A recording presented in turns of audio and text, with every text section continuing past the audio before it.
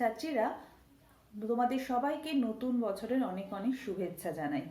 আজকে আমরা সৌরকোষ পড়ব, অর্থাৎ ইলেকট্রনিক্সের আমরা আগে ফটোডায়োড, এলইডি এগুলো দিয়ে শেষ করেছিলাম আগের ক্লাসে। আজকে আমরা সৌরকোষ থেকে পড়বো। তাহলে চলো, সৌরকোষ কি, এটা কিভাবে কার্যকর হয়, কি কোন কোন ক্ষেত্রে এগুলো ব্যবহার করা হয় সেই সম্পর্কে আমরা আজকে শুরু করছি ক্লাসটা।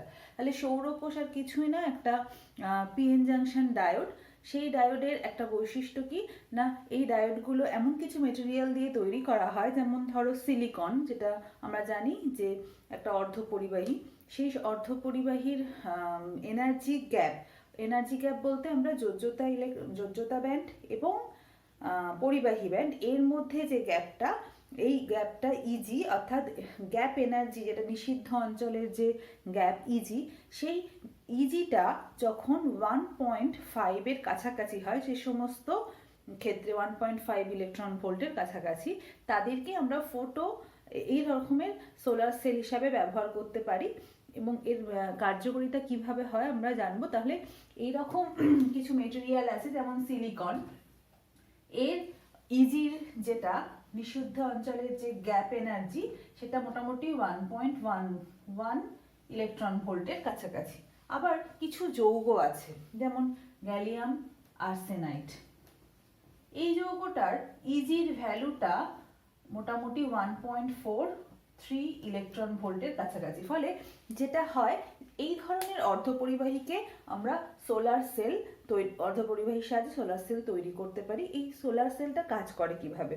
সোলার সেলটা একটা পিএন জাংশন ডায়োড যেহেতু, তাহলে তার উপরে যখনই সূর্যের আলোক রশ্মি পড়বে, তখনই একটা বিভব বা একটা তড়িৎচালক বল ইএমএফ সৃষ্টি হবে। এবং সেই ইএমএফ কি করবে না, সেই ইএমএফ যখনই কোনো আউটপুটে ওই সোলার সেলের সঙ্গে কোনো একটা লোড রেজিস্ট্যান্স থাকবে, তড়িৎ প্রবাহ ঘটাবে। অর্থাৎ বাইরে থেকে কোনো বায়াসিং না করে, অর্থাৎ কোনো ইলেকট্রিক ফিল্ড অ্যাপ্লাই না করে, খুব সহজেই কিন্তু সৌর শক্তিকে আমরা তড়িৎ শক্তিতে কনভার্ট করতে পারি এই সৌরকোষের মাধ্যমে।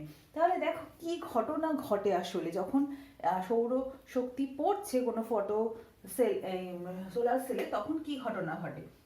মানে আমরা যদি একটা সোলার সেল আঁকি চট করে, তাহলে এটা একটা পিএন জাংশন ডায়োডের মতন,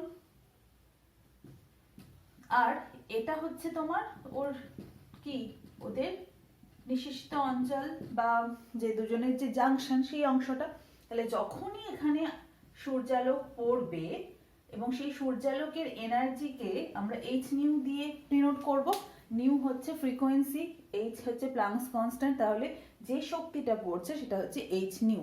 এবং এই এইচ নিউ পরিমাণ শক্তি যখন পড়বে, এবং সেটা যদি এই ইজি থেকে বেশি হয়, তাহলে কি ঘটনা ঘটবে না, পি এবং এন অংশে ইলেকট্রন আর হোল যুগ্ম গঠিত হবে। ঠিক আছে? অর্থাৎ এই এনার্জি ইজির থেকে বেশি হওয়ায় সেই এনার্জি ফোটন শোষিত হবে, এবং সেখানে ইলেকট্রন আর হোল যুগ্মটা তৈরি হবে। তাহলে ইলেকট্রন হোল যুগ্ম তৈরি হওয়ার সঙ্গে সঙ্গে যারা নিঃশেষিত অঞ্চলের কাছাকাছি যে সমস্ত ইলেকট্রন হোল যুগ্ম তৈরি হচ্ছে, তারা সবাই কি করবে, ব্যাপন প্রক্রিয়ায় নিঃশেষিত অঞ্চলে প্রবেশ করবে। এবং যখনই এই নিঃশেষিত অঞ্চলে বা এখানে যে ব্যারিয়ারটা আছে বা প্রাচীরটা রয়েছে, সেখানে একটা কি হবে, একটা electric field positive to negative অর্থাৎ তৈরি হচ্ছে। তাহলে এর ভেতরে একটা বিভব বা ইলেকট্রিক ফিল্ড তৈরি হচ্ছে। সেই ইলেকট্রিক ফিল্ডের ফলে যেটা ঘটবে, যে এখানের যে ইলেকট্রনগুলো তারা সবাই কিন্তু ওই ইলেকট্রিক ফিল্ড দ্বারা বিকর্ষণ ঘটবে, এবং সবাই কিন্তু এন অংশের দিকে যাবে। অর্থাৎ ইলেকট্রনের প্রবাহ হবে এন অংশের দিকে, আর হোলসের প্রবাহ হবে পি অংশের দিকে। তাহলে কি হচ্ছে না, এদের মধ্যে একটা এই নিঃশেষিত অঞ্চলের কাছে আর একটা ফিল্ড তৈরি হবে। ভেতরে যেমন ফিল্ডের জন্য এই রকম মুভমেন্ট করছে, ঠিক সেরকমই এই নিঃশেষিত অঞ্চলের দুপাশে একটা পজিটিভ নেগেটিভ মেরু তৈরি হবে। এবং এটা তখন কি হবে, যখন এটা মুক্ত বর্তনীতে থাকবে, তখন এটা একটা ইলেকট্রিক ফিল্ড দেবে। তাহলে যখনই মুক্ত বর্তনীটাকে আমরা সংযোগ ঘটাবো, অর্থাৎ একটা লোড রেজিস্ট্যান্স এর সঙ্গে কানেক্ট করব, তাহলে কি ঘটনা ঘটবে, তখন কিন্তু তড়িৎ প্রবাহ ঘটবে, এবং আমরা এই RL এর মধ্যে দিয়ে একটা তড়িৎ প্রবাহ পাবো, ঠিক আছে। আর যেটা হয় যে যদি এই মুক্ত বর্তনীতে যে ফিল্ডটা যে তোমার ইএমএফটা তৈরি হলো, সেই ইএমএফটাকে যদি আমরা সরাসরি কোনো লোড রেজিস্ট্যান্স না দিয়ে সরাসরি যদি একে অপরের সঙ্গে কানেক্ট করি একটা তারের সাহায্যে, তাহলে কি হবে, আমরা কিন্তু যে প্রবাহ পাবো তাকে বলা হয় শর্ট সার্কিট প্রবাহ, অর্থাৎ একদমই শর্ট করে দেওয়া পি থেকে এন, এবং সেই তড়িৎ প্রবাহের মান কিন্তু সব থেকে বেশি হবে। তাহলে এর যদি ক্যারেক্টারিস্টিক্স কার্ভ আমরা টানি, ভি এর সঙ্গে আই এর যে লেখচিত্র তাকেই আমরা বৈশিষ্ট্য লেখচিত্র বলি, তাহলে আমরা দেখব ওপেন সার্কিটে এরকম একটা লেখচিত্র, যেটা এর ভিআই লেখচিত্র, এবং এটা হচ্ছে তোমার শর্ট সার্কিট, আর এটা হচ্ছে ওপেন সার্কিট ভোল্টেজ, আর এটা হয়ে যাবে শর্ট সার্কিট তড়িৎ প্রবাহ, ঠিক আছে। তাহলে বোঝাই যাচ্ছে এই সমস্ত যে মৌলগুলো, এখানে একটা বলা দরকার যে এনার্জি গ্যাপের বিষয়টা কিন্তু এখানে সাংঘাতিক মনে রাখতে হবে, যে এনার্জি গ্যাপে এই ফোটন যেহেতু শোষিত হয়ে এনার্জি গ্যাপের থেকে বেশি শক্তি পাচ্ছে, এবং ইলেকট্রন হোল যুগ্ম তৈরি হয়ে যে ফিল্ড অ্যাপ্লাই হচ্ছে, ফলে ইলেকট্রনের প্রবাহ হচ্ছে, হোলসের প্রবাহ হচ্ছে, ফলে আমরা যখনই একে লোড রেজিস্ট্যান্স দিয়ে কানেক্ট করছি তখনই কি ঘটনা ঘটছে, এর মধ্যে দিয়ে তড়িৎ প্রবাহ পাচ্ছি, ফলে কোনো রকম বাহ্যিক বায়াসিং ছাড়াই কিন্তু আমরা সৌর শক্তিকে তড়িৎ শক্তিতে কনভার্ট করতে পারছি। এর ব্যবহারটা কোথায়? এর ব্যবহার হচ্ছে বিভিন্ন ধরো যে সৌর ঘড়িগুলো হয়, তারপর কোনো মহাকাশযানে যখন কোনো ইলেকট্রনিক ডিভাইসগুলোকে আমাদের এনার্জি সাপ্লাই করতে হয়, সেখানে তো সৌরশক্তি ছাড়া আর কোনো শক্তি পাওয়া সম্ভব নয়, ফলে এই ধরনের সৌর কোষগুলো বা সোলার সেলগুলো ইউজ করা হয়, এবং সেখান থেকে পাওয়ারগুলো কিন্তু ওই সমস্ত মেশিনারিজগুলোতে দেওয়া হয়, ঠিক আছে। তাহলে এইভাবে সৌর কোষ কাজ করছে। আর একটা বিষয় হচ্ছে এখানে যখন সিলিকন আমরা ব্যবহার করি, সিলিকন ভীষণ সহজলভ্য, দামও কম এই সমস্ত যৌগগুলোর থেকে, কিন্তু সিলিকনের যে এফিসিয়েন্সি আমরা পাই, অর্থাৎ সৌরশক্তি তড়িৎ শক্তিতে রূপান্তরের যে দক্ষতা বা এফিসিয়েন্সির কথা বলছি, সেটা মোটামুটি 19%-এর কাছাকাছি ম্যাক্সিমাম। কিন্তু যদি আমরা এই ধরনের ক্যালিয়াম আর্সেনাইড, তারপরে ধরো তোমার ওখানে ছিল ক্যাডমিয়াম, এই টেলোনাইড, আরো অনেক আছে যৌগ, সেগুলোর কিন্তু এগুলোর সমস্ত কিন্তু এফিসিয়েন্সি কিন্তু 30%-এর কাছাকাছি। কিন্তু একটাই ড্রব্যাকস, এগুলো কিন্তু প্রচন্ড দামি আর এটা কম দামি, ফলে সবাই কিন্তু সিলিকনকেই বেশি সৌর সেল তৈরি করতে ব্যবহার করা হয়, ঠিক আছে। তাহলে চলে যাচ্ছি আমরা জেনার ডায়েট নেক্সট টপিকে। এখন আমরা জেনার ডায়েট পড়বো। জেনার ডায়েটের একটা প্র্যাকটিক্যালও তোমরা ক্লাস 12-এ তোমাদের আছে সিলেবাসে। যাই হোক, জেনার ডায়েট হচ্ছে একটা বিশেষ ধরনের পিএন জাংশন ডায়েট। এই ডায়েটের কিছু বৈশিষ্ট্য রয়েছে।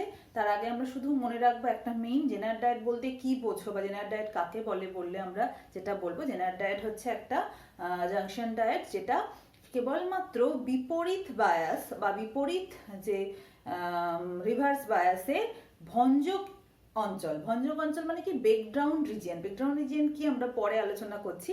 অর্থাৎ এই ডায়েটটা একটা বিশেষ ধরনের পিএন জাংশন ডায়েট, যেটা রিভার্স বায়াসের ভঞ্জক এরিয়া বা ব্রেকডাউন এরিয়াতে ক্রিয়াশীল হয়, এবং বিজ্ঞানী সি জেনার প্রথম এটা আবিষ্কার করেন বলে তার নাম অনুসারে আমরা জেনার ডায়েট নামটা পেয়ে থাকি। তাহলে এই জেনার ডায়েটের বৈশিষ্ট্যগুলো কি কি? প্রথম বৈশিষ্ট্য হচ্ছে অতি উচ্চ মাত্রায় পিএন জাংশন ডায়োড তৈরি করা হয়, অর্থাৎ উচ্চ মাত্রায় ডোপিং করা হয়। তাহলে এটা হচ্ছে উচ্চ মাত্রায় ডোপিং থাকে। 2 নম্বর হচ্ছে এখানে এর যেহেতু ক্ষমতা ক্ষয়ের যে সামর্থ্য, যে পাওয়ার রিলিজ করবে বা পাওয়ার রয়েছে সামর্থ্য, যেটা সেই ক্ষমতা ক্ষয়ের সামর্থ্যটা অনেকটাই বেশি হওয়ার ফলে কি হয়, যদি অতি উচ্চ মাত্রায় তড়িৎ প্রবাহ যায় ওই ডায়োডের মধ্যে দিয়ে, ডায়োডটা কিন্তু কোনোভাবেই ক্ষতিগ্রস্ত হয় না। তাহলে এখানে আমরা মনে রাখবো যে এর ক্ষমতা ক্ষয়ের যে সামর্থ্য সেটা কিন্তু অনেক বেশি, সেটা বেশি, ক্ষমতা ক্ষয়ের সামর্থ্যটা অনেক বেশি, ঠিক আছে।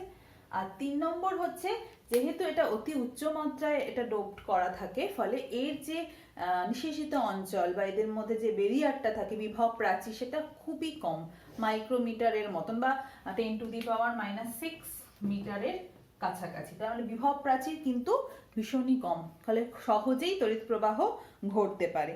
আরেকটা কি, আরেকটা হচ্ছে তোমার 4 নম্বর আমরা মনে রাখতে পারি, যেটা হচ্ছে যখনই একটা খুব এই যে আমরা বলছি যে রিভার্স বায়াসেই শুধু কার্যকরী হবে, তাহলে রিভার্স বায়াসে যখনই একে আমরা কি করব না বায়াসিং করব, তাহলে আমরা জানি সবাই যে রিভার্স বায়াসে তড়িৎ প্রবাহ মাত্রা মাইক্রো অ্যাম্পিয়ারের কাছাকাছি, ফলে এই এই এই অল্প মাত্রা তড়িৎ প্রবাহ পেতে গেলেও কিন্তু আমাদের কি করতে হয়, বেশি মাত্রায় তড়িৎ প্রবাহ বা ইলেকট্রিক ফিল্ড অ্যাপ্লাই করতে হয়।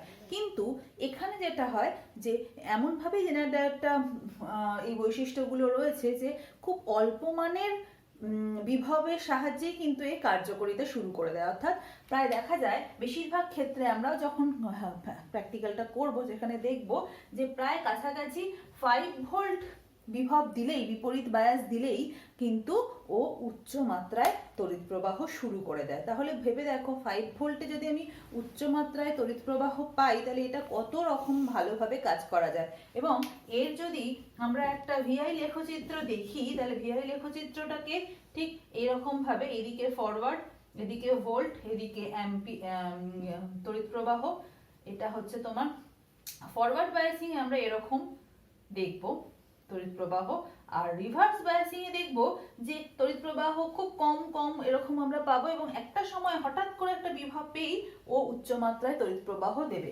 এই যে বিভবটা আমরা পেলাম, এই যে এটাকে আমরা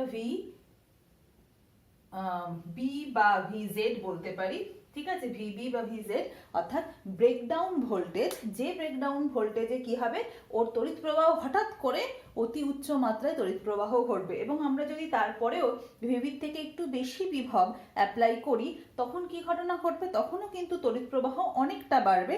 কিন্তু এই যে প্রথমে 0.1 তড়িৎ প্রবাহ পাচ্ছি, করতে করতে হঠাৎ করে 20-25 এরকম পেলাম, মানে 0.1 বা 1.2, এরপরেই 20-25 পাওয়া, এই বিষয়টা, এই যে অংশটা যেখানে প্রচণ্ড তড়িৎ প্রবাহের মাত্রাটা বেড়ে যায়, তড়িৎ প্রবাহের হারটা বিস্তীর্ণ পাল্লার মধ্যে চেঞ্জ হয়, কিন্তু এই ভিজেড বা ভিবি অর্থাৎ যে ভঞ্জক ভোল্টেজ বা ব্রেকডাউন ভোল্টেজ, সেটা কিন্তু সবসময় কি থাকে, স্থির থাকে। তাহলে এটাই একটা বিশেষ বৈশিষ্ট্য যে ভিজেড বা ভিবিটা কিন্তু সবসময় একটা নির্দিষ্ট জেনারেল ডায়োডের ক্ষেত্রে সবসময় স্থির থাকে, ঠিক আছে। এবং আমরা দেখব যে বেশিরভাগ মানে যন্ত্রপাতি তৈরির ক্ষেত্রে জেনারেল ডায়োড যেগুলো ব্যবহার করা হয়, তার কিন্তু এই ভিবি বা ভিজেডটা সেটা খুবই কি বলবো, খুবই সামান্য, সেটা মোটামুটি 10⁻⁻⁶ যে ইলেকট্রিক ফিল্ড অ্যাপ্লাই করতে হয়, সেটা 10⁻⁶ ভোল্ট মিটার ইনভার্স। তাহলে বোঝা যাচ্ছে, তাহলে এই ভিজেড এর মানটা এতটাই কম যে এই যে ইলেকট্রিক ফিল্ড পাওয়া যাচ্ছে, এত কম ইলেকট্রিক ফিল্ড দিলেই কিন্তু আমরা তো উচ্চ মাত্রায় তড়িৎ প্রবাহ পাবো। এবং এই ভিজেড এর এই যে স্থির থাকার যে বৈশিষ্ট্য, এটাকে ব্যবহার করে আমরা জেনারেল ডায়োডকে কি করতে পারি, ভোল্টেজ স্টেবিলাইজার বা ভোল্টেজ রেগুলেটর হিসাবে এর ব্যবহার কিন্তু বহুলভাবে প্রচলিত।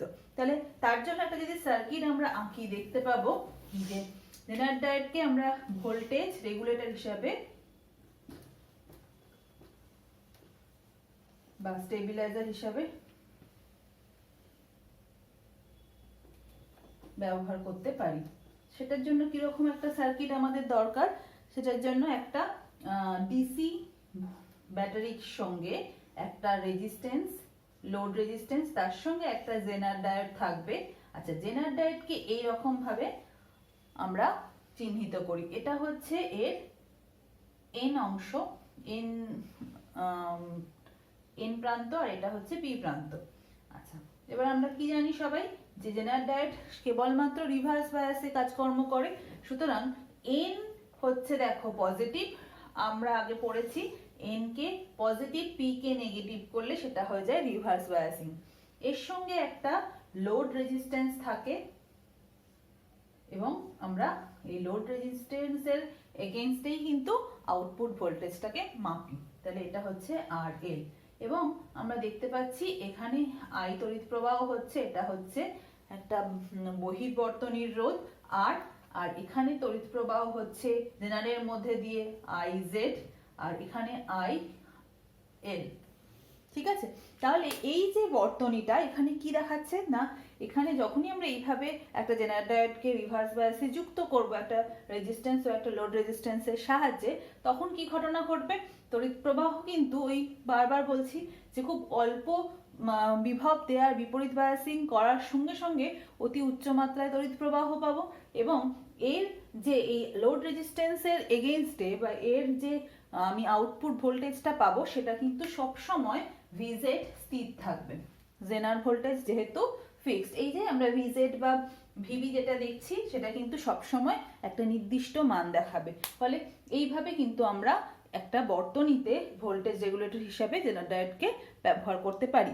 আর একটা জিনিস সেটা হচ্ছে আমি ম্যাক্সিমাম এখানে কতটা ম্যাক্সিমাম আমি জেনার কারেন্ট পাবো ম্যাক্সিমাম, সেটা কিন্তু নির্ভর করবে দুটো বিষয়ের ওপর। আই জেড এম অর্থাৎ জেনার ম্যাক্সিমাম তড়িৎ প্রবাহ জেনারের মধ্যে দিয়ে, সেটা হবে ডাব্লিউ বাই ভিজেড, যেখানে ডাব্লিউ হচ্ছে ক্ষমতা বা ক্ষমতা ক্ষয়ের হার, আর ভিজেড হচ্ছে জেনার ভোল্টেজ। তাহলে যার যে সমস্ত জেনার ডায়োডের ভিজেডটা কম, যেটা বলছি যে ভিজেডটা খুবই কম, একটা 5 ভোল্ট আরও কম বাণিজ্যিক কারণে তৈরি করা হয় যাতে খুব ভালোভাবে তাকে ভোল্টেজ রেগুলেটর হিসাবে ব্যবহার করা হয়, তাহলে যত এটা কমবে তত কিন্তু তড়িৎ প্রবাহের মান আমরা বেশি পাবো। ঠিক আছে, আর এখানে যদি আমরা কারশফস ল, কারেন্টের কারশফস ল অ্যাপ্লাই করি, তাহলে দেখতে পাচ্ছি I = IZ প্লাস IL পাচ্ছি, এবং আমরা এই IL এর মধ্যে দিয়ে IL এর ভ্যালুটা বাড়ুক বা কমুক, তার কিন্তু সবসময় RL এর এগেইনস্টে যে ভোল্টেজ ড্রপ বা আউটপুট ভোল্টেজ আমরা পাবো সেটা হচ্ছে ভিজেড, এটা সবসময় স্থির থাকবে। ঠিক আছে, এটাই হচ্ছে ভোল্টেজ রেগুলেটর হিসাবে জেনার ডায়োডের কার্যকারিতা। এরপর আমরা ট্রানজিস্টর পড়ব। এখন আমরা ট্রানজিস্টর পড়ব বা অর্ধ পরিবাহী ট্রায়োড পড়ব। এখানে কি না, প্রথমে ট্রানজিস্টরের একটু আমরা দেখি যে ট্রানজিস্টর আবিষ্কার করেছিলেন কারা। 3 বিজ্ঞানী যাদের নাম ছিল বার্ডিন, ব্র্যাটেন এবং সাকলে। তারা 1948-এ যেটা করেছিলেন, তারা বেল টেলিফোন ল্যাবরেটরিতে এইরকম ট্রানজিস্টর তারা আবিষ্কার করেন, এবং তার জন্য 1956-এ ওনারা কিন্তু নোবেল পুরস্কার পেয়েছিলেন পদার্থবিদ্যায়। তাহলে সেই ট্রায়োড কি এবং এর কার্যকারিতা কি, একে কিভাবে বিভিন্ন ক্ষেত্রে ব্যবহার করা হয় সেটাই আমরা আজকে পড়বো। তাহলে দেখো আমি দুটো ট্রায়োড এঁকেছি। ট্রায়োড হচ্ছে দু প্রকার বা ট্রানজিস্টর, সেটা হচ্ছে একটা হচ্ছে পিএনপি ট্রানজিস্টর, একটা হচ্ছে এনপিএন ট্রানজিস্টর। অর্থাৎ একটা অর্ধপরিবাহীকে, পিএনপি ট্রানজিস্টর কি না, একটা অর্ধপরিবাহীকে আমরা যদি তিনটে বিভিন্নভাবে, অর্থাৎ মাঝখানটায় এন টাইপ এবং উভয় পাশে, ওই মাঝখানের যে উভয় পাশে ডান দিকে ও বাঁ দিকে যদি আমরা পি টাইপ ডোপিং করি, তাহলে যে অর্ধপরিবাহীটা পাচ্ছি সেটাকে আমরা ট্রায়োড বা ট্রানজিস্টর বলতে পারি।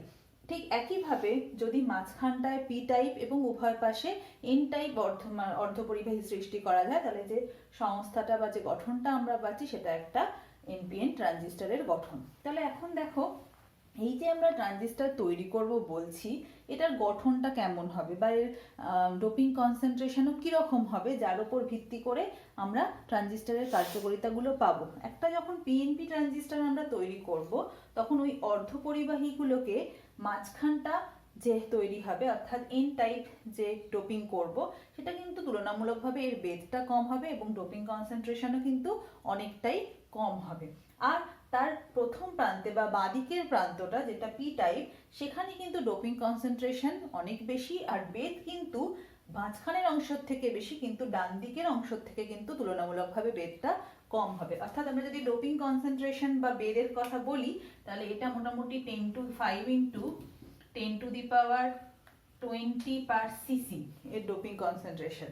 এর আবার 10⁻, এদের মাঝখানে 18/cc, আর এর ডোপিং কনসেন্ট্রেশন 10⁻, মানে মুক্ত, এখানে সব মুক্ত ইলেকট্রনের সংখ্যা, এটা হচ্ছে এখানে পি যেহেতু এখানে মুক্ত হোলের সংখ্যা, এখানে মুক্ত ইলেকট্রনের সংখ্যা, এখানেও তাই মুক্ত হোলের সংখ্যা, এটা 10⁻17/cc। তাহলে বোঝাই যাচ্ছে ডোপিং কনসেন্ট্রেশনের দিক থেকে উচ্চ মাত্রায় ডোপিং কিন্তু লেফট প্রান্তটা, আর ওর থেকে কম মাত্রায় ডোপিং প্রান্তটার মাঝেরটা, এদের দুজনের মাঝামাঝি অংশ।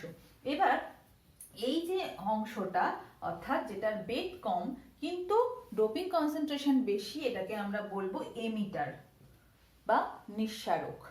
মাঝখানে যে অংশটা যেটার বেদ এবং বেদ সবার থেকে ছোট কিন্তু ডোপিং কনসেন্ট্রেশন দুজনের মাঝামাঝি, একে আমরা বলবো বেস বা ভূমি।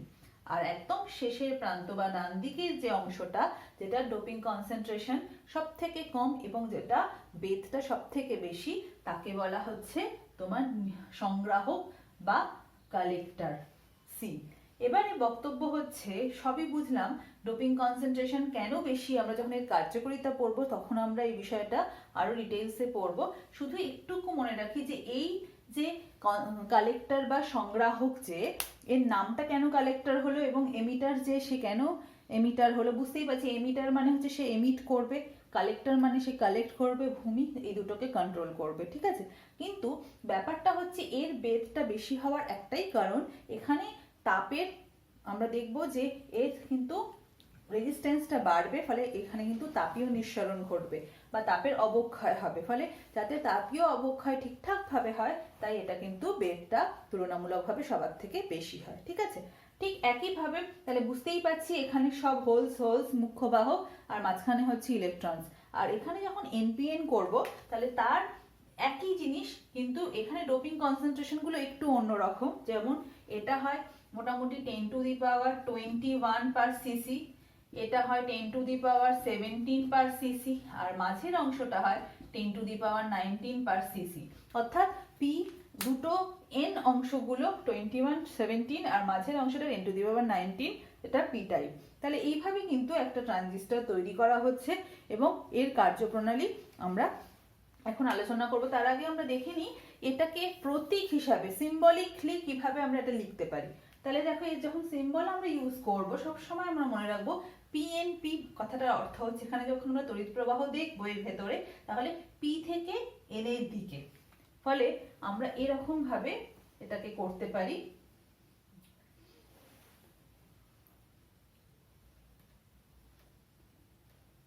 যেহেতু এইটা হচ্ছে তোমার পি, এটা এন, এটা পি, তাহলে পি থেকে এন এর দিকে বলে এটা সবসময় ভেতরের দিকে অ্যারোটা হবে। ঠিক একইভাবে যদি আমি আরেকটা ট্রানজিস্টর এভাবে আঁকি, হয় এভাবে আঁকো বা এভাবে যাই আঁকো না কেন, যেভাবেই আমরা আঁকি না কেন এখানেও তাই, এটা যেহেতু এনপিএন তাহলে আমরা এইভাবে আঁকবো, পি থেকে এন এর দিকে তড়িৎ প্রবাহ, এটা বাইরের দিকে অ্যারো। তাহলে এইভাবে আমরা কিন্তু সিম্বল দিয়ে একটা ট্রানজিস্টরকে চিনবো এবং ডিনোটও করতে পারি। চলে যাচ্ছি আমরা ট্রানজিস্টরের কার্যকারিতা চ্যাপ্টারে। ছাত্রীরা এখন আমরা ট্রানজিস্টরের কার্যকারিতা বা প্রিন্সিপালটা কি সেটা আমরা দেখব। তাহলে দেখো আমরা একটা যে ট্রানজিস্টরটা এঁকেছি সেটা একটা এনপিএন ট্রানজিস্টর, অর্থাৎ মাঝখানে পি এবং দুই প্রান্তে এন টাইপ অর্ধপরিবাহী। তাহলে সেখানে আমরা দেখতেই পাচ্ছি যেহেতু এন টাইপ অর্ধপরিবাহীর মুখ্য বাহক হচ্ছে তারা হচ্ছে ইলেকট্রনস, তাহলে এখানে আমরা ডটেড একদম ডিপ করে ডটেড যে অংশ সেটা হচ্ছে ইলেকট্রন আর এইগুলো কিন্তু হোলস, ঠিক আছে। তাহলে নিঃসারক, ভূমি, সংগ্রাহক, এবার এদেরকে যখন আমরা কানেকশন করব এটা আমরা সিবি মোড, কমন বেস মোডে রাখা আছে এই ট্রানজিস্টরটা। এবার এই মোডগুলো কি আমরা ডিটেলসে পরে আলোচনা করব। মোড হচ্ছে আর কিছুই না, ইনপুট সার্কিট এবং আউটপুট সার্কিটে যেটা কমন প্রান্ত থাকে, টার্মিনালটা যেটা কমন, এখানে যেমন বেস ভূমিটা কিন্তু ইনপুটেও রয়েছে আউটপুটেও রয়েছে, তাই এটাকে বলা হচ্ছে সিবি মোড বা কমন বেস মোড। তাহলে এই কমন বেস মোডে কি ঘটনা ঘটবে এবং কিভাবে আমরা একে বায়াসিং করছি আমরা দেখে নিই। তাহলে নিঃসারক এবং ভূমি এই সংযোগকে আমরা ফরওয়ার্ড বায়াসিং এ রেখেছি। তাহলে যেহেতু এনপিএন, ফলে এন অংশকে নেগেটিভ আর পি অংশকে পজিটিভ, এটাই হচ্ছে তোমার ফরওয়ার্ড বায়াসিং। ঠিক একইভাবে এটাকে আমরা ইনপুট বলতে পারি। ইনপুট যে বর্তনী তৈরি হয়েছে এখানে, সেই ইনপুট বর্তনী যেটা হচ্ছে নিঃসারক ভূমিকে নিয়ে তৈরি হয়েছে এবং এদেরকে আমরা ফরওয়ার্ড বায়াসিং এ রেখেছি। নেক্সট হচ্ছে পি আর এন, অর্থাৎ ভূমি আর সংগ্রাহকের যে সংযোগ, তাকে আমরা কি করেছি, তাকে আমরা আউটপুট বর্তনী বলছি এবং এটাকে আমরা কি করছি, এটাকে আমরা রিভার্স বায়াসিং এ রাখছি। তাহলে রিভার্স বায়াসিং যেহেতু, তাহলে P K negative, N K positive করা হচ্ছে, ফলে রিভার্স বায়াসিং ভিসিসি ভোল্টেজের সাহায্যে বা ভিসিসি ব্যাটারির সাহায্যে আমরা রিভার্সে রেখেছি, এখানে ভিই ব্যাটারির সাহায্যে ফরওয়ার্ড বায়াসিং এ রেখেছি।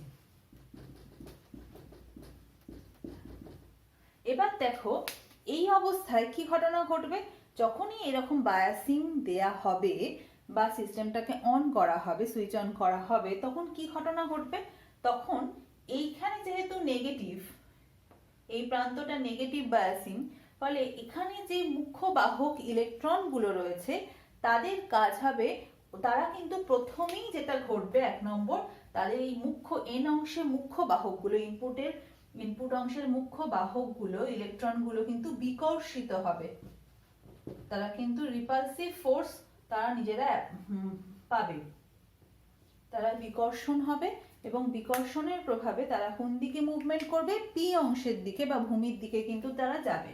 তাহলে তাদের কিন্তু যাত্রা তারা এইভাবে ওই দিকে শিফটিং হবে, যেহেতু এখানে আমরা বায়াসিংটা কি দিয়েছি না ফরওয়ার্ড বায়াসিং, বা এখানে এটা নেগেটিভকে সবসময় বিকর্ষণ করবে, ফলে ওই মুখ্য বাহকগুলো তারা কিন্তু সংযোগের দিকে এগোবে। এবারে 2 নম্বর হচ্ছে, আমরা এইভাবে মনে রাখবো, যেহেতু পি বা ভূমি যেহেতু খুব অল্প, ডোপিং কনসেন্ট্রেশন ভীষণই কম, অর্থাৎ এখানে তাহলে আমাদের হওয়া উচিত কি ছিল, এটা পজিটিভ, তাহলে হোলসগুলো ওইদিকে মুভ করবে, কিন্তু যেহেতু এর ডোপিং কনসেন্ট্রেশন খুবই কম, মানে ওই যে বললাম এনপিএন এর ক্ষেত্রে 10⁻19, এখানে 10⁻21, ফলে কি হয়, কখনোই কিন্তু ওই হোলসগুলো তারা কিন্তু এই দিকে যেতে পারে না, যেহেতু ডোপিং কনসেন্ট্রেশন এখানে কিন্তু অনেকটাই কম, ফলে কোনো ক্ষেত্রেই হয় একদমই খুব অল্প মাত্রায় গেলেও একটা মানে কয়েকটা গেলেও কিন্তু বেশি মাত্রায় কখনোই আমরা হোলসকে পি থেকে এন এর দিকে যেতে দেখব না। ঠিক আছে, এটা একটা 2 নম্বর পয়েন্ট, যে হোলস মুভমেন্ট পাওয়া যায় না, মুভমেন্ট হয় না, ঠিক আছে, যায় না, এই ওই দিকে যাচ্ছে না। 3 নম্বর হচ্ছে, যেহেতু এর বেধটা কম এবং ডোপিং কনসেন্ট্রেশনও কম, বা এটা বলতে পারি যে এর যে বিভব প্রাচীর, এর বেধটা মোটামুটি কত হয়, এই পি এর বেধটা 10⁻⁻6 মিটারের মতন হয় বেধটা, ফলে ভূমির বেধটা এত কম হওয়ার জন্য এবং ডোপিং কনসেন্ট্রেশনও কম হওয়ার জন্য এখান থেকে যে ইলেকট্রনগুলো নিঃসরণ ঘটছে তারা সবাই গিয়ে কি হয়, পি অংশে অল্প মাত্রায় হোলসের সঙ্গে মিলিত হয়, তার মানে এর ডোপিং কনসেন্ট্রেশন কম, এখানে উচ্চমাত্রা ইলেকট্রন তারা সবাই বিকর্ষিত হয়ে পির দিকে যাচ্ছে, কিন্তু পিতে অতগুলো হোলসই নেই যেহেতু কনসেন্ট্রেশন কম, ফলে পি এ সবার সঙ্গে কিন্তু তারা সব ইলেকট্রনগুলো কিন্তু হোলসের সঙ্গে মিলিত হয় না, খুব সামান্য পরিমাণ ইলেকট্রনই কিন্তু হোলসের সঙ্গে মিলিত হয়, এবং সেই মিলিত হওয়ার ফলে একটা কিন্তু আমরা বেস প্রবাহ বা বেস কারেন্ট পাই, খুব ক্ষীণ মাত্রায় আমরা একটা বেস কারেন্ট পাই, আইবি খুবই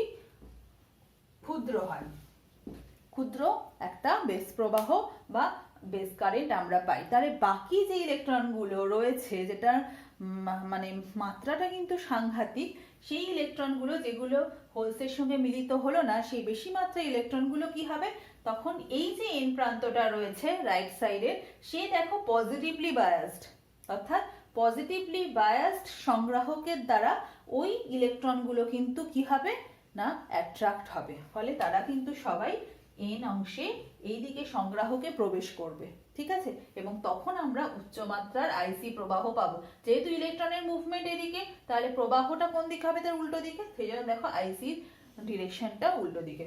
আচ্ছা, এখানে আইবি, তাহলে আমরা এখানে 5 নম্বর পয়েন্ট লিখবো, যে যেহেতু এন অংশটা বা সংগ্রাহক যেহেতু পজিটিভলি বায়াসড, তাই ওই এন গুলো কি হবে, আকৃষ্ট হবে, এবং তারা তখন আমরা আইসিটা পাবো, ঠিক আছে। এখানে আরো একটা জিনিস আমরা বলতে পারি 6 নম্বর পয়েন্ট হিসাবে, যেহেতু এন কে আমরা কি করছি, ফরওয়ার্ড বায়াসিং করছি, এবং এখানে মনে হচ্ছে যেন একটা ভালভের ক্যাথোড, উত্তপ্ত ক্যাথোড যারা ইলেকট্রন নিঃসরণ করছে, তাই এই ইলেকট্রন যেহেতু এমিট করছে, তাই এর নাম হচ্ছে এমিটার বা নিঃসারক। আর কি করছে সংগ্রাহক, কি করছে, ওই ইলেকট্রনগুলো যেন ক্যাচ করছে বা গ্রহণ করছে, তাই এর নাম হচ্ছে সংগ্রাহক।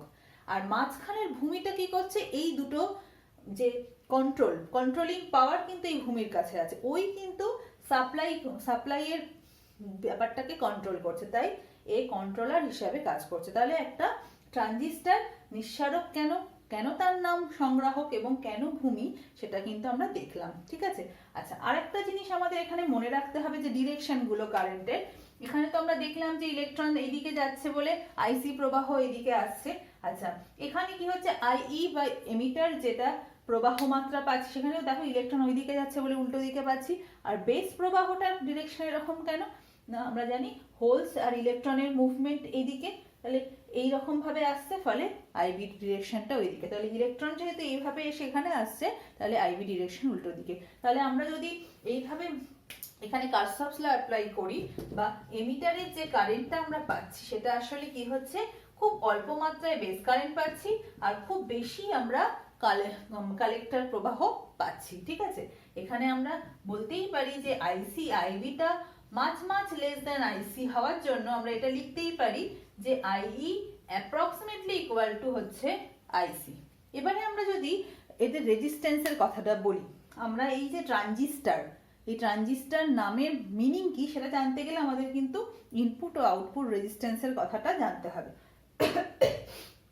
তাহলে দেখো একটা জিনিস আমরা মনে রাখবো, যেহেতু এমিটার কারেন্ট অনেক বেশি, তাহলে অবশ্যই ইনপুট অর্থাৎ নিঃসারক ভূমি সংযোগের যে বর্তনী বা ইনপুট বর্তনী তার রোধ কিন্তু কম হওয়া উচিত, এটা থিওরিটিক্যালি আমরা বলছি। ঠিক সেরকম ভাবে সংগ্রাহক আর ভূমির যে টার্মিনাল বা আউটপুট টার্মিনাল, সেটা কিন্তু তার রেজিস্ট্যান্স কিন্তু বেশি হওয়া উচিত, যেহেতু এখানে তড়িৎ প্রবাহটা কম। কিন্তু এটা আমরা প্রুভ করব কি করে, মানে এটা প্রুভিং এর বিষয়টা হচ্ছে এখানে আমরা দেখতে পাচ্ছি আইবি মাছ লেস দেন আইসি। তাহলে আমরা ইনপুটের যে রেজিস্ট্যান্স তাকে আমরা যদি আর বলি, যেহেতু কারেন্ট বেশি, তাহলে আর এখানে হচ্ছে তোমার এমিটার আর বেস, তাহলে বিই বা ইবি। ঠিক আছে, আর একটা হচ্ছে এটা তাহলে লেস দেন আর সিবি। এবার আমরা যদি পাওয়ার নিয়ে কথা বলি, ইনপুট পাওয়ার আর আউটপুট পাওয়ার, তাহলে আউটপুট পাওয়ারটাকে আমরা এইভাবে লিখতে পারি, আইসি হচ্ছে আউটপুট কারেন্ট, আইসি স্কোয়ার ইন্টু আর সিবি, আর পি ইনপুট সেটা সমান সমান হচ্ছে এমিটার কারেন্ট হচ্ছে ইনপুট কারেন্ট, তাহলে আইই স্কোয়ার আর ইবি।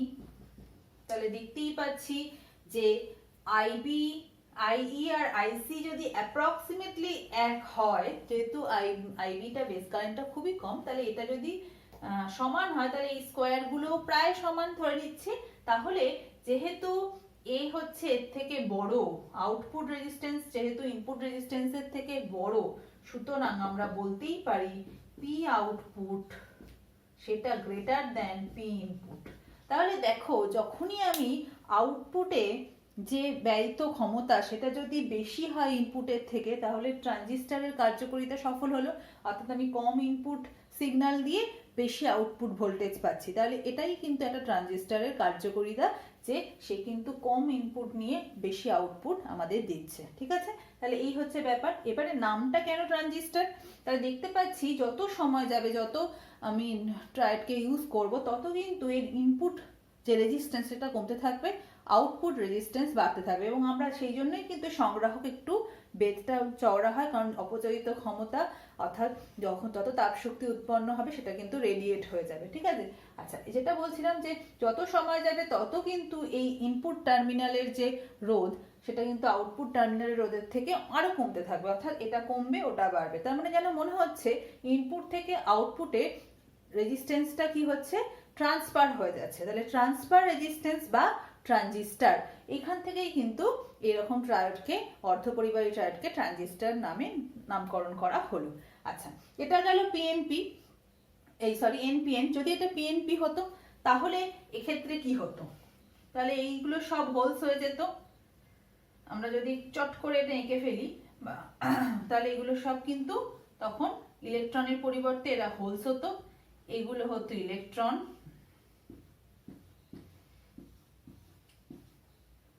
এগুলো তাই হোলস হতো। তার মানে কি, পি টাইপ অর্ধপরিবাহীর মুখ্য বাহককে, মুখ্য বাহক হচ্ছে হোলস। তাহলে সেই জন্য, আর এন টাইপের মুখ্য বাহক হচ্ছে ইলেকট্রন, তাই এখানে ইলেকট্রনকে দিয়ে দিলাম, হোলস দিয়ে দিলাম। এবারে বায়াসিং কি হবে, ইনপুটকে সবসময় ফরওয়ার্ড বায়াসিং, তাহলে পি কে ফরওয়ার্ড করতে গেলে বায়াসিং চেঞ্জ করতে হবে, তখন এটা হয়ে যাবে পজিটিভ, এটা হয়ে যাবে নেগেটিভ। হলো, ঠিক একইভাবে পি কে নেগেটিভ আর এন কে পজিটিভ হতে হবে, তাহলে এরকম আমাদের বায়াসিং হবে, এটা হয়ে যাবে রিভার্স বায়াসিং। এখন যখনই এটা পজিটিভ বায়াসিং এ আমি রাখবো, তাহলে কি হবে, হোলস গুলো কি হবে, ওইদিকে মুভিং হবে। কেন না, পজিটিভ পজিটিভকে প্রিকর্ষণ করবে, তাহলে সবাই কিন্তু জাংশনের দিকে যাবে। তাহলে এখানে ডিরেকশনটা কি হবে, হোলস মুভিং মানে পজিটিভ আয়নের মুভিং মানে কারেন্টের ডিরেকশন ওই দিকে, তাহলে এখানে ডিরেকশনটা আগের বার উল্টো ছিল, এখন হয়ে যাবে আপের দিকে, অর্থাৎ এখানে আমরা এই কারেন্টটা পাবো। ঠিক একইভাবে এনে এসে কিছু সংখ্যক হোলস, এখানে কনসেন্ট্রেশন কম বলে কিছু সংখ্যক ইলেকট্রনের সঙ্গে কম্বাইন হবে এবং আমি অল্প মাত্রায় বেস কারেন্ট পাবো, এবং সেখানে বেস কারেন্টটা কি হবে, এই দিকে হবে। হলো, ডিরেকশনটা সব চেঞ্জ হয়ে যাচ্ছে, ঠিক আছে, পি এই দিকে আসছে। নেক্সট হচ্ছে বেশ কিছু সংখ্যক হোলস এন কে ক্রস করে পি দিকে যাবে, কারণ পি হচ্ছে নেগেটিভলি বায়াস, তাহলে ওখানে আকর্ষণ হবে এবং এখানেও আমরা তড়িৎ প্রবাহ পাবো, ফলে এর ডিরেকশনও কি হবে, নিচের দিকে। তার মানে শুধু এখানে আমাদের এনপিএন হোক পিএনপি হোক, আমাদের শুধুমাত্র বেসিক জিনিসটা মনে রাখতে হবে, মুখ্য বাহক কারা আর এই বায়াসিং এর ফলে তাদের মুভমেন্ট কোন দিকে হচ্ছে, তাহলেই কিন্তু আমরা ডিরেকশনগুলো খুব সহজেই নিজেরাই দিতে পারবো। ঠিক আছে, তাহলে এই হচ্ছে তোমার একটা পিএনপি ও এনপিএন ট্রানজিস্টরের নর্মাল কার্যকারিতা। এখন আমরা বিভিন্ন মোড সম্পর্কে পড়বো, চলে যাচ্ছি আমাদের নেক্সট অংশে। এখন আমাদের ডিফারেন্ট মোডস অফ ট্রানজিস্টর আমরা পড়বো। এখানে মোডস কথাটার অর্থ কি, অর্থাৎ আমরা যখনই একটা ট্রানজিস্টরের যে তিনটে টার্মিনাল আছে, বারবার বলছি, একটা হচ্ছে এমিটার, একটা বেস আর একটা হচ্ছে কালেক্টর, পিএনপি হোক বা এনপিএন হোক, এই তিনটে কিন্তু প্রত্যেকের টার্মিনাল রয়েছে। তাহলে এই টার্মিনাল তিনটের মধ্যে যেটাকে ইনপুট এবং আউটপুটে যেটা কমন, যে অংশটা কমন, সেই অংশের কমন নাম অনুযায়ী কিন্তু বিভিন্ন মোড হয়। যেমন তিনটে অংশের জন্য তিনটে জিনিস কমন হতে পারে, তাহলে তিনটে মোড আমরা পাই। যখন বেস কমন, অর্থাৎ ভূমিটা দুটো ইনপুট এবং আউটপুট দুটোতেই রয়েছে, তখন বলা হয় সিবি অপারেশন মোড। যখন এমিটার কমন, তখন হচ্ছে সিই অপারেশন মোড। আর যখন কালেক্টর কমন, তখন বলা হচ্ছে সিসি অপারেশন মোড। তাহলে এই তিনটে অপারেশন মোডে তাদের সার্কিট কেমন হবে, এটা কিন্তু তোমরা ভালো করে প্র্যাকটিস করবে। পরীক্ষায় কিন্তু বারবার এগুলো আসে, ছবি আঁকতে দেয়, টেস্ট বলো, এইচএস বলো, ফলে এই ছবিগুলো কিন্তু তোমাকে খুব ভালোভাবে মনে রাখতে হবে। যেটাই দিক, এনপিএন দিক, পিএনপি দিক, তোমরা কিন্তু খুব ইজিলি সেটা করে ফেলতে পারবে। ঠিক আছে, তাহলে আমরা প্রথমেই 1 নম্বর হচ্ছে সিই মোড, অর্থাৎ কমন এমিটার মোডে কিভাবে বর্তনী চিত্র আমরা আঁকবো সেটা দেখে নিই। তাহলে প্রথমেই আমরা ট্রানজিস্টরটা এঁকে নিই। ট্রানজিস্টরটা এঁকে যেটা কমন সেটাকে আমরা আর্থিং করে দেবো, বা ভূমির সঙ্গে যখনই আমরা করবো, এবং সেটাকে কমন রেখে ইনপুট আউটপুট তৈরি করাটা করলেই আমরা কিন্তু স্টেপ বাই সেগুলো শিখে যাব। তাহলে প্রথমেই একটা ট্রানজিস্টর যখন আমরা আঁকছি, তাহলে ট্রানজিস্টরের এই যে অংশটা সবসময় আমরা বাইরের দিকে টানছি, মানে হচ্ছে আমরা মনে রাখবো এমিটারকেই কিন্তু সবসময় অ্যারো দিয়ে চিহ্নিত করা হচ্ছে। ঠিক আছে, তাহলে এখানে এটা একটা, এই অ্যারোটা বাইরের দিকে মানে কি, এটা কি ধরনের ট্রানজিস্টর, একটা এনপিএন ট্রানজিস্টর। তাহলে এটা বেস, এটা হচ্ছে কালেক্টর, এটা বেস, এটা কালেক্টর। তাহলে যখনই এটা কমন, তাহলে এটাকে আমরা আর্থিং করে দিলাম। আচ্ছা, এরপর আমরা এটার সঙ্গে একটা রেজিস্ট্যান্স লাগাতে হবে, বেস আর এটা কি, এটা হচ্ছে এমিটার, এটাকে ইনপুট হিসাবে আমরা ব্যবহার করব। তাহলে এটা কি ইনপুট হিসাবে ব্যবহার করলে এখানে একটা রেজিস্ট্যান্স, আমরা লোড রেজিস্ট্যান্স রাখবো, একটা ইনপুট রেজিস্ট্যান্স থাকবে। ঠিক আছে, আর এখানে আমরা বায়াসিং যখন করব, বায়াসিংটা কেমন হবে, যেহেতু ইনপুট এবং এটাকে সবসময় ফরওয়ার্ড বায়াসিং এর কার্যনীতি হবে, তাহলে এনপিএন এ ওটাই যে P K positive, N K negative. হয়ে গেল। আর এখানে আমরা ইনপুট পেয়ে গেলাম। নেক্সট হচ্ছে আমরা যেটা করব, তাহলে এখানে কারেন্টের ডিরেকশনগুলো কি কি ওটা আমরা আগেই দেখেছি। এই হচ্ছে কারেন্টের ডিরেকশন, এটা হচ্ছে এখানে বেস কারেন্ট, এটা আইই। আচ্ছা, এখানে আউটপুটটা যখন আমরা করব তখন কি রকম করব দেখো। আউটপুটে আমরা একটা রেজিস্ট্যান্স থাকবে এবং এটাকে একটা আমরা এর সঙ্গে যুক্ত করব, এটা এন কে নেগেটিভ। আচ্ছা, দুটো এক্ষেত্রে আমরা যেটা করতে পারি, যেহেতু দুটোই নেগেটিভ প্রান্ত, তাই যে কোনো হয় এই এনটাকে পজিটিভ বা এই এনটাকে পজিটিভ করলেই সেটা কিন্তু রিভার্স বায়াসিং হয়ে যাবে। তাহলে এখানে আমরা পেয়ে গেলাম আউটপুট আরএল, এবং এইভাবে আমরা কারেন্টের ডিরেকশন যদি দেখি এখানে হয়ে যাবে এটা আইসি। তাহলে এইভাবে আমরা যদি বিভিন্ন মোডগুলো নিয়ে কাজ করি, এটা হচ্ছে যেমন সিই মোড, ঠিক আছে। ঠিক একইভাবে আমরা যদি একটা সিসি মোড বা সিবি মোড আঁকি, তাহলে ওই একই, শুধু আমাকে আঁকতে হবে কি, আঁকতে হবে কিন্তু আমাকে তিনটে যে টার্মিনাল আছে সেইটা। তাহলে এখন দেখো সিসি যেটা, এটা হচ্ছে সি কালেক্টর বেস এমিটার, তাহলে সি কে আমি আর্থিং করে দিলাম। বেসের সঙ্গে ওই একইভাবে আমরা ইনপুটটাকে ফরওয়ার্ড বায়াসিং করব, তাহলে এনপিএন, তাহলে ওই একই রকম ভাবে আমরা এটাকে পজিটিভ, এটাকে নেগেটিভ করলাম। হলো কারেন্টের প্রবাহ কোন দিকে হবে, অবশ্যই এরকম, এটা হয়ে যাবে আইবি। এবার এখানে আমরা আউটপুটে কি করব, আউটপুটেও তাই, আউটপুটে এন এন আছে, ওই একইভাবে পজিটিভ নেগেটিভ করব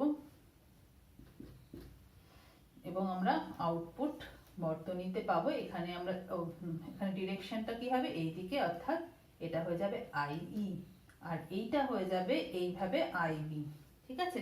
সুতরাং এইভাবে আমরা এটা পেয়ে গেলাম সিসি মোড।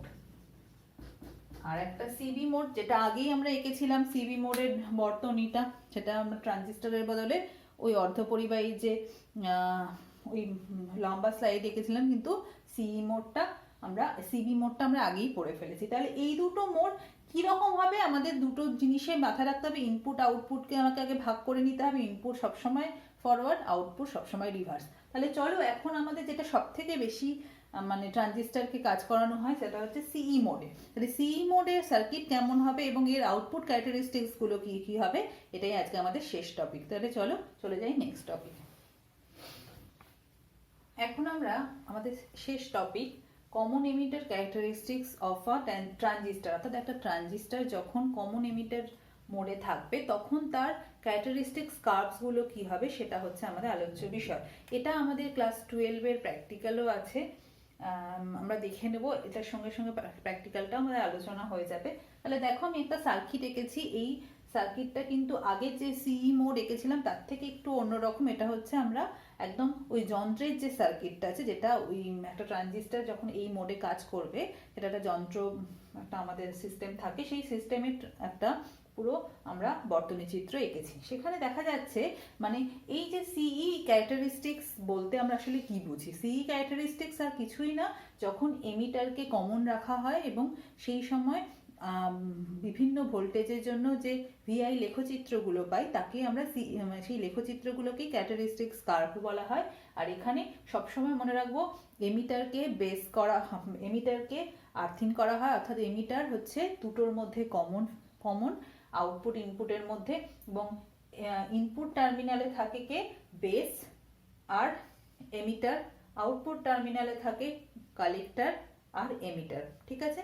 এবং এইভাবে যখন একটা বর্তনীকে আমরা সাজাই বা রান করাই সিস্টেমটাকে, তাকেই আমরা বলি সিই ক্যারেক্টারিস্টিক্স মোড, ঠিক আছে।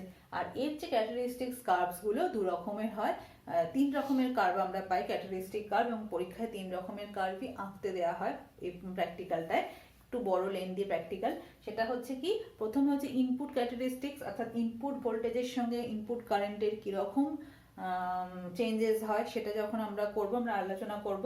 2 নম্বর হচ্ছে আউটপুট ক্যারেক্টারিস্টিক্স, সেই কার্ভগুলো পরীক্ষায় মানে তোমরা যদি স্টাডি করো কোয়েশ্চেন পেপার দেখবে যে ওই আউটপুট ক্যারেক্টারিস্টিক্স কার্ভের ওপর প্রচুর প্রশ্ন কিন্তু বহুবার এসেছে, ঠিক আছে। আর 3 নম্বর হচ্ছে পরিবৃত্ত বৈশিষ্ট্য, অ্যাম্প্লিফায়ার, যখন ওটা অ্যাম্প্লিফায়ার হিসাবে মানে কতটা অ্যাম্প্লিফাই হলো কারেন্টটা সেটা যখন আমরা মাপতে চাইবো বা জানতে চাইবো তখন আমাকে পরিবৃত্ত বৈশিষ্ট্য কার্ভ আঁকতে হবে, ঠিক আছে। আমরা পরপর আলোচনা করছি। তাহলে প্রথমেই আমরা দেখলাম কমন এমিটার ক্যারেক্টারিস্টিক্স কেন বা কাকে কিভাবে তৈরি হলো। প্রথম এবারে আমরা ইনপুট ক্যারেক্টারিস্টিক্স কার্ভ পড়বো।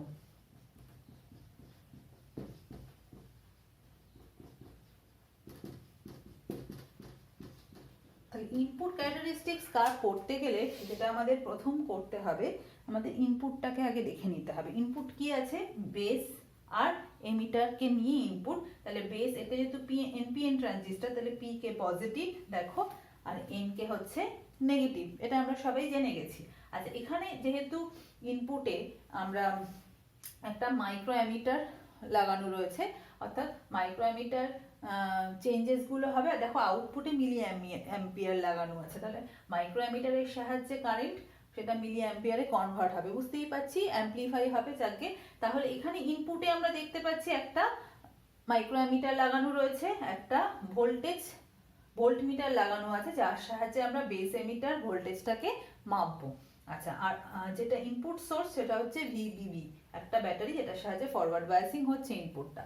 আউটপুটে কি আছে, কালেক্টর রয়েছে, এমিটার রয়েছে, তাদেরকে রিভার্স বায়াসিং করা হয়েছে। তাহলে বুঝতেই পারছি এটা পজিটিভ নেগেটিভ ভিসিসি ব্যাটারির সাহায্যে রিভার্স বায়াসিং করা হচ্ছে। আউটপুট ভোল্টেজ মাপছি, অর্থাৎ সিই যে ভোল্টেজ সেটা মাপছি V2 একটা ভোল্টমিটারের সাহায্যে।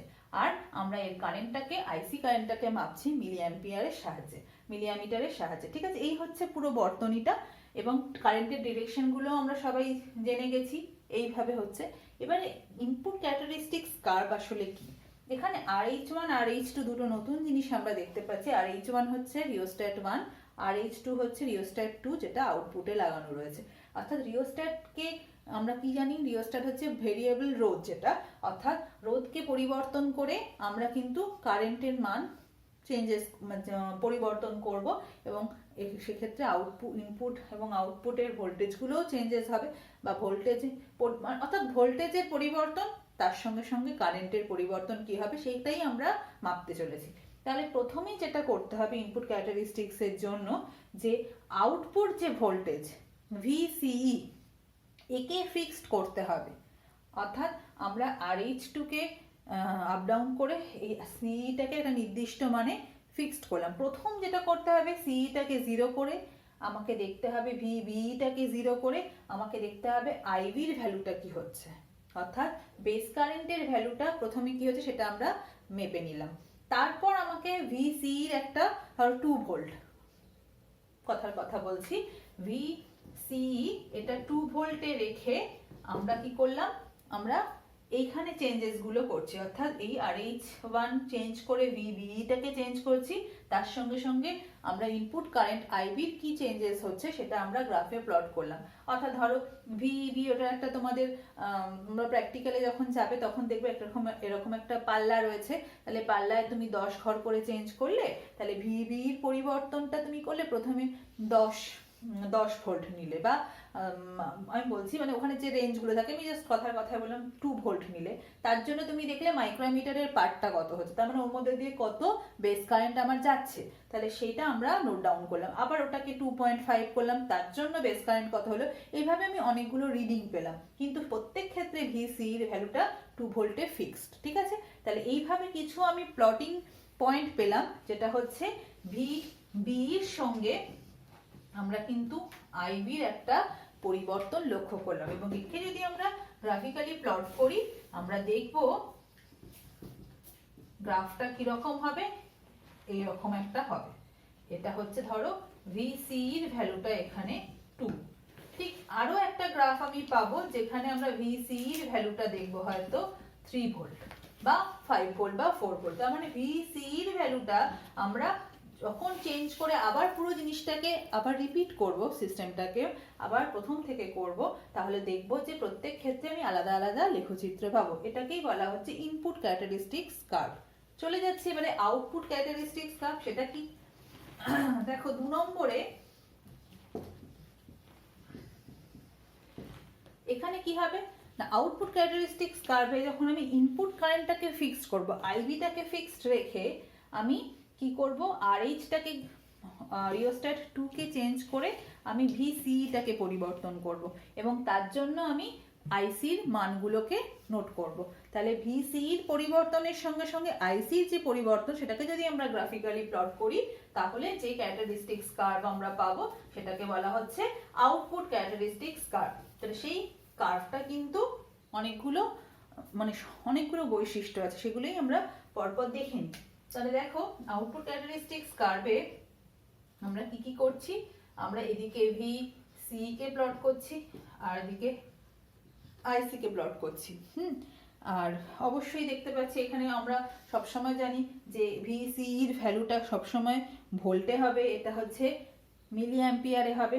এভাবে আমরা লিখলাম। এবারে আমরা দেখি যে একদম ইনিশিয়াল মানে যখন আমরা আইবিটাকে 0 রাখছি, অর্থাৎ বেস কারেন্ট নেই, 0 করে দিয়েছি, রিওস্ট্যাটকে চেঞ্জ করে বেস কারেন্ট আমরা 0 করেছি, তাহলে সেই অবস্থায় আমি V2 পার্টটা দেখে নিলাম, একটা কিছু V2 পার্টটা আস্তে আস্তে চেঞ্জ করছি, তার জন্য মিলি অ্যামিটারের পার্টগুলো নোট করছি, তাহলে সেটা আমরা ফার্স্ট কার্ভ। তাহলে সেটা আমরা দেখবো যে এরকম একটা লেখচিত্র আমরা পাবো। ঠিক আছে। আবার ভিসি এর ভ্যালুটা আইবি, এটা ধরো আইবিটা বেস কারেন্টটা 0, এবারে আইবিটা ধরো একটু বাড়িয়ে হয়তো 50 মাইক্রো অ্যাম্পিয়ার করা হলো। ঠিক আছে, 50 মাইক্রো অ্যাম্পিয়ার করে আবার আমি ভিসিটাকে চেঞ্জ করছি, তার জন্য আইসির পরিবর্তনগুলো নোট ডাউন করছি। তাহলে সেরকম করলে আমি দেখব যে এরকম একটা গ্রাফ আমি পাচ্ছি, যেখানে আইভির ভ্যালু হচ্ছে 50 মাইক্রো অ্যাম্পিয়ার। আবার আমি কি করলাম, মানে এখানে এই যে ভিসি এর ভ্যালুগুলো আমরা এখানে নিয়েছি, সেটা ধরো 10, 15, 20, 30 করে আমরা পরপর বাড়িয়ে নিচ্ছি, কিন্তু প্রত্যেকবার আইভিটাকে ফিক্সড করে দিচ্ছি। ঠিক আছে। নেক্সট হচ্ছে 3 নম্বর হচ্ছে আমি ধরো ওটাকে 100 মাইক্রো অ্যাম্পিয়ার বা 75 মাইক্রো অ্যাম্পিয়ার 50 করেই বাড়াচ্ছি, তখন আমরা দেখব যে গ্রাফটা কিন্তু এরকম ভাবে উঠে এরকম হচ্ছে। তাহলে এরকম যত আমি আইভির বিভিন্ন মানের জন্য আমি গ্রাফগুলো টানবো, তত আমি এরকম একটা গ্রাফ পাচ্ছি। সেই গ্রাফের 3টে একটা পার্ট আমরা দেখব, যেখানে এই যে পার্টটা রয়েছে এখানে আমরা দেখতে পাচ্ছি এই অংশটুকুতে যে একদম খুব অল্প ভিসি এর জন্য, ভিসি যখন খুব স্মল ছোট, ঠিক আছে, তখন আইসির মানটা কিন্তু দেখো ধীরে ধীরে বাড়ছে বিভিন্ন আইবির জন্য। এই যে অংশটা অর্থাৎ আইসি বাড়ছে, বৃদ্ধি পাচ্ছে বিভিন্ন ভিসির জন্য। ভিসির ভ্যালু যখন খুবই ক্ষুদ্র অল্প 0 থেকে শুরু করে ধরো 0.5 বা 1 ভোল্টের কাছাকাছি যখন রাখা হচ্ছে, তখন কিন্তু বিভিন্ন আইবির জন্য আমি আইসির ভ্যালুটাকে কিন্তু ধীরে ধীরে বাড়তে দেখছি। তাহলে এই যে অংশটা একে বলা হচ্ছে সম্পৃক্ত অঞ্চল। সম্পৃক্ত অঞ্চল। এই সম্পৃক্ত অঞ্চলে আসলে কি ঘটনা ঘটে? সম্পৃক্ত অঞ্চলে এই যে ইনপুট টার্মিনাল এবং আউটপুট টার্মিনাল, ইনপুট টার্মিনাল মানেই হচ্ছে বেস এমিটার আর আউটপুট টার্মিনাল মানেই হচ্ছে কালেক্টর এমিটার, এই দুটো টার্মিনালই কিন্তু ফরওয়ার্ড বায়াসিং এ থাকছে। এটা আমরা মনে রাখবো সম্পৃক্ত অঞ্চল, যেখানে খুব অল্প ভিসি, যখন ভিসির মান ভীষণই ক্ষুদ্র, তখন কিন্তু আইসির পরিবর্তনটা বৃদ্ধি পাচ্ছে, অর্থাৎ আইসি ধীরে ধীরে বাড়ছে বিভিন্ন আইবির জন্য। ঠিক আছে।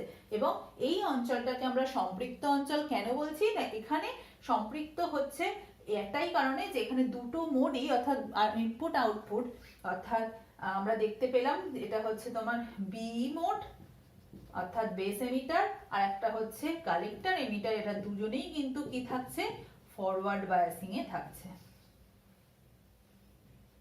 ঠিক আছে।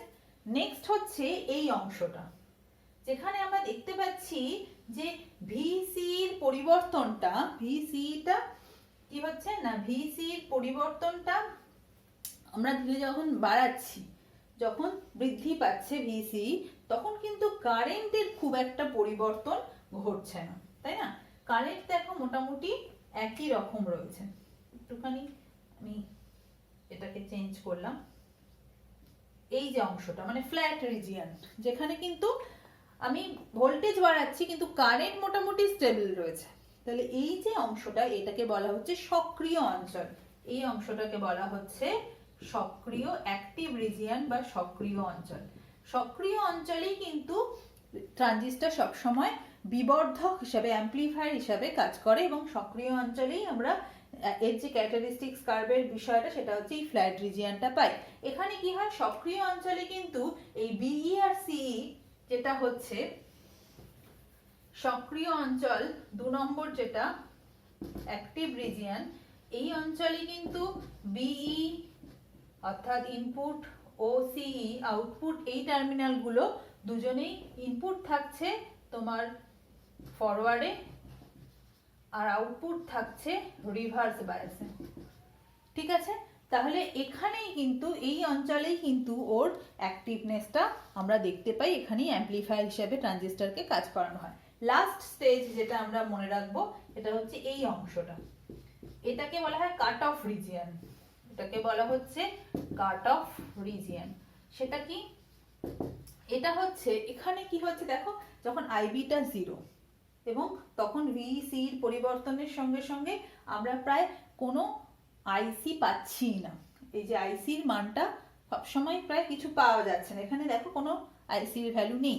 তাহলে এই যে বিষয়টা, অর্থাৎ এখানে কি হচ্ছে, এখানে ইনপুট এবং আউটপুট দুটোই থাকছে রিভার্স বায়াসে, ফলে আমরা কোনো আউটপুট কারেন্ট এখানে পাচ্ছি না। তাহলে এখানে সি ইনপুট বি আর সি দুজনেই কি থাকছে, রিভার্সে থাকছে, ঠিক আছে? তাহলে এই 3টে রিজিয়ন আছে। আরো একটা রিজিয়ন হয় যেটা আমরা অনেকটা ভিসি যদি আমরা বাড়িয়ে দিই, ভিসির মানটা একটা লিমিটের পর আমাদের আর প্রয়োজন হয় না, কিন্তু সেই রিজিয়নটা আমরা জেনে রাখি, যদি বৃদ্ধি করা যায় তাহলে এরকম একটা কার্ভ আমরা পাবো, অর্থাৎ আবার কিন্তু কারেন্টটা ধীরে ধীরে বাড়বে।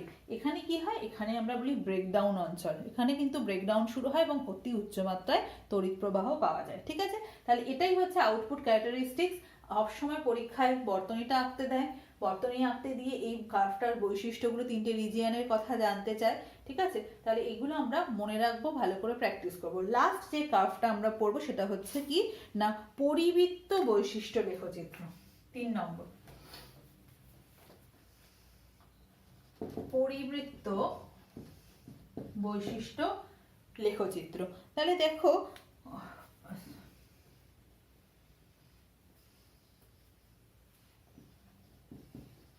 অর্থাৎ আমরা মনে রাখবো ট্রান্সফার ক্যারেক্টারিস্টিক্স কার্ভ। এটা হচ্ছে ট্রান্সফার ক্যারেক্টারিস্টিক্স কার্ভ, অর্থাৎ ইনপুটটা আউটপুটে কতটা বৃদ্ধি পেল সেটাই কিন্তু আমরা এখান থেকে জানতে পারি। আচ্ছা, সেখানে কি হচ্ছে না, এখানে যদি আমরা প্রথমে যে ইনপুটটা আছে অর্থাৎ সিইটাকে যদি ফিক্সড করা যায়, আউটপুট ভোল্টেজটাকে ফিক্সড করে আমরা যদি ইনপুটের চেঞ্জেসগুলোকে ভিসিটাকে যখন আমরা ফিক্সড করব কনস্ট্যান্ট, তার সঙ্গে যখন আইবির পরিবর্তনের সঙ্গে আইসির পরিবর্তন কিরকম হচ্ছে সেটাকে যখন গ্রাফিক্যালি আমরা প্লট করব, তখন গ্রাফটা এরকম হয়, একটা সরল রেখা হয়, ঠিক আছে? এটা মূল বিন্দুগামী সরল রেখা, যেখানে এটা হচ্ছে আইবি, এটা হচ্ছে আইসি, এবং এই গ্রাফের যে নতি বা ট্যানজেন্টের মান, অর্থাৎ কতটা অ্যাম্পলিফিকেশন হচ্ছে, কতটা কারেন্ট, ইনপুট কারেন্ট কতটা দেয়া হচ্ছে, তার জন্য আউটপুট কতটা বৃদ্ধি পাচ্ছে, সেটাকে বলা হয় অ্যাম্পলিফিকেশন ফ্যাক্টর, বিটা। সেটা কি হয়, beta is equal to IC by IB যখন ভিসিটা ফিক্সড। তাহলে এই বিটা ফ্যাক্টরটাকে দেখেই কিন্তু ট্রানজিস্টর কতটা অ্যাম্পলিফাই করলো বা পরিবৃত্ত ট্রান্সফার ক্যারেক্টারিস্টিক্স দেখেই আমরা কিন্তু বুঝতে পারি ট্রানজিস্টরের কার্যকারিতা কতটা পৌঁছেছে। তাহলে এইটুকুই আমাদের এখানে জানার বিষয়। তোমরা খুব ভালো করে জায়গাটা পড়বে। আমরা সরি ধরে নেক্সট উইকে আমরা আবার নতুন টপিক নিয়ে আসবো। Thank you.